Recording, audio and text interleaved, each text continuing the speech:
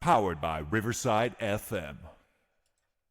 You know, when you sit and think about the Minnesota Vikings and all of the moves that they've made over the last couple of years, there's one disturbing trend that seems to come up. Especially now that you're looking at the whole Sam Darnold thing, not franchise tagging him. Obviously, more than likely, even though there are some reports out there that we're not going to bring him back, Sam Darnold walks. We get a 2026 compensatory pick. But over the last couple of years, we've had Kirk Cousins walk. We've had Danielle Hunter walk. Right now, Sam Darnold is walking. It looks like Byron Murphy, unless we pay the premium for him, which will be $20 million or more, we let him walk. Cam Bynum is probably going to be a little bit pricey as well. We let him walk. Now, I'm not saying that these decisions are bad decisions. I'm just saying that we're letting these guys walk. Former stars of our team, we're letting these guys walk, and we're not getting anything back but compensatory picks, obviously. And for those of you that don't know how compensatory picks work, it's a balancing act. Like, it's not like we automatically get these picks. It really depends on who we bring in free agency.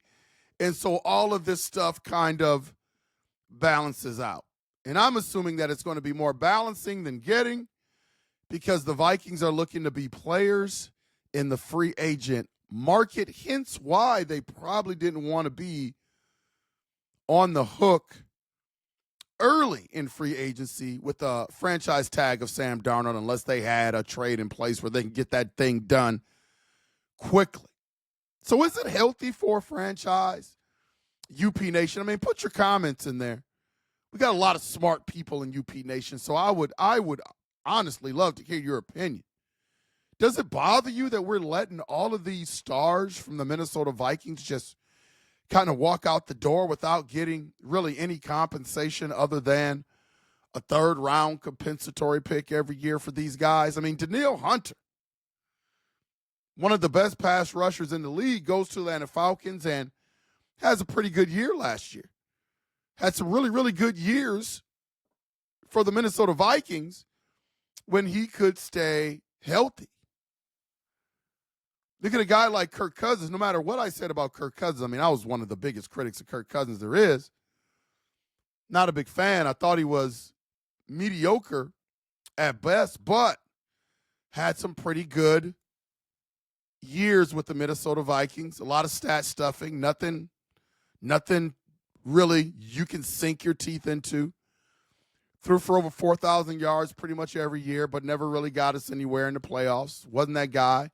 Fizzled out with the Falcons, but for all intents and purposes, Kirk Cousins had some really, really good years here. We let him walk.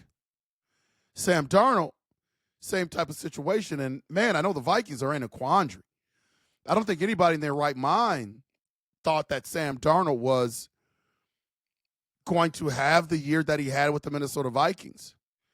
And so, because he kind of fizzled out his last two games, that had him nestled right into a spot where the Minnesota Vikings, man, really had to make a hard decision. It would have been easier if Sam Darnold could have made a little bit of run in the playoffs and continue playing well. It would have been an easy choice. Sam Darnold probably would have been looking at 55 to 60 mil, and the Vikings could have worked out a deal for Sam Darnold. All I'm saying is that it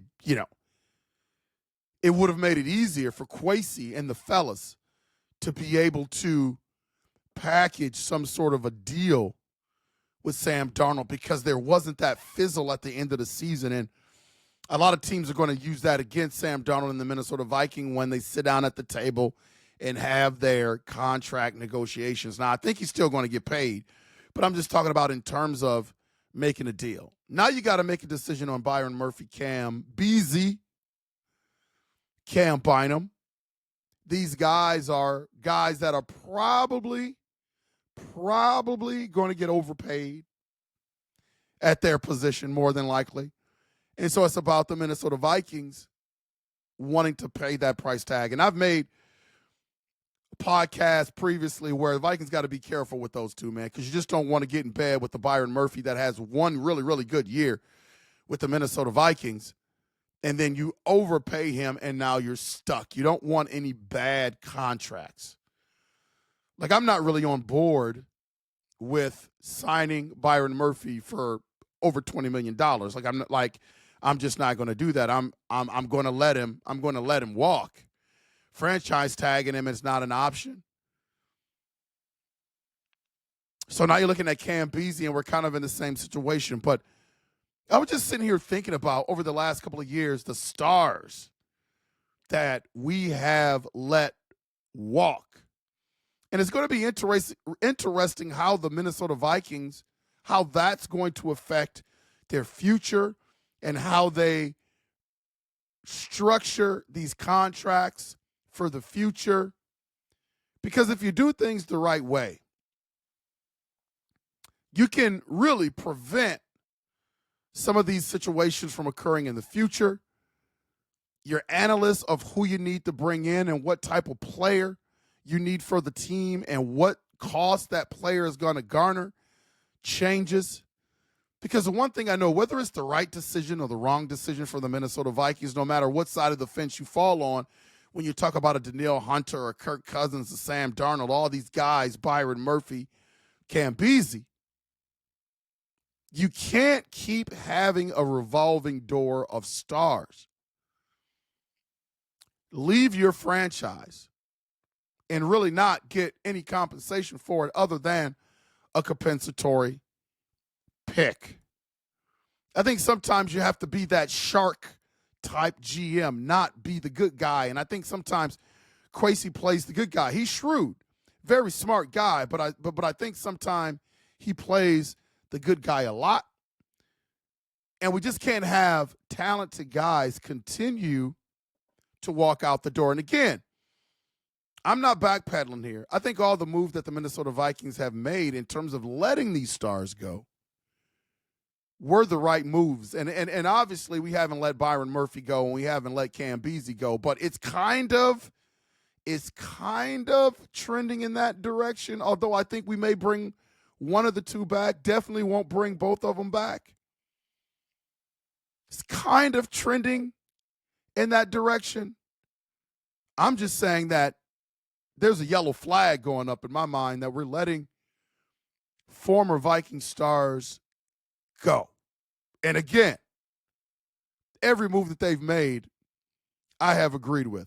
I just don't like the trend. I don't think it's healthy for a franchise long term. Please hit that like and subscribe button. Please consider becoming a member. Those that become a member will be entered into a drawing to win a Minnesota Vikings Winter Warrior jersey. Those things are sharp. Please hit that like and subscribe button. This has been Unconventional Playbook, and you know what we do. We will see ya when we see ya.